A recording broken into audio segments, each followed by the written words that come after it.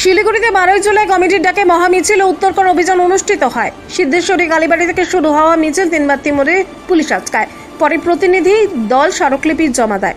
শূন্যপদ পূরণ, সমকাজে সমবেতন, বেসরকারীকরণ রোধ, এমএসপি আইন, চা শ্রমিকদের ন্যূনতম মজুরি ও জমির পাট্টা সহ 20 দফা দাবিতে আন্দোলন। ঘটনাটি উত্তরবঙ্গ আলোচনা।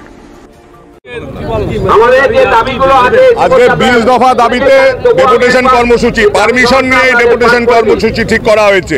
পারমিশন দিয়েছে রাজ্য সরকারের পক্ষ থেকে, কিন্তু পুলিশ, দলদাস পুলিশ আমাদের ব্যারিকেড করে রাস্তা আটকালো। 12 জুলাই কমিটির নেতৃত্বে এই 20 দফা দাবি একেবারে ন্যায্য দাবি।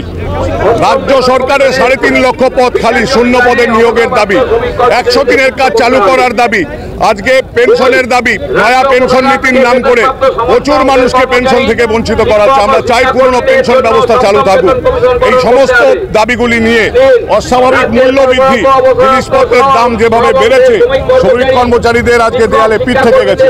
চুক্তিভিত্তিক কর্মচারীরা সমস্ত শ্রমশোষণের শিকার, তাদের কোনো পিএফ নাই, ইএসআই নাই, কাজের ঘন্টা নাই, এই অবস্থার মধ্যে তাদের চলতে হচ্ছে। সমস্ত বিষয়গুলি নিয়ে আমাদের 20 দফা দাবিতে আজকে ডেপুটেশন কর্মসূচি।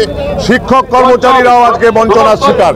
স্কুলগুলি বন্ধ হয়ে যাচ্ছে, বন্ধ হয়ে গেছে 8000 প্রাথমিক বিদ্যালয় বন্ধ, শিক্ষা ব্যবস্থা ভেঙে পড়ছে, স্বাস্থ্য ব্যবস্থা ভেঙে পড়ছে, সমস্ত বেকারত্ব চরম আকার ধারণ করছে।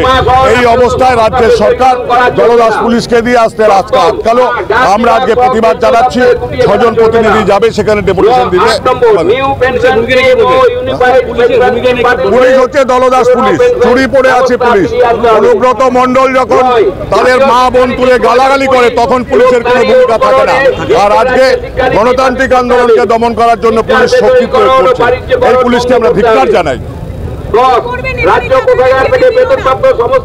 আমরা আজকে এখানে অবস্থান বিক্ষোভ হবে, সভা হবে, আমাদের প্রতিনিধিরা গিয়ে ডেপুটেশন তুলে দেবে হচ্ছে উত্তরকন্যায়।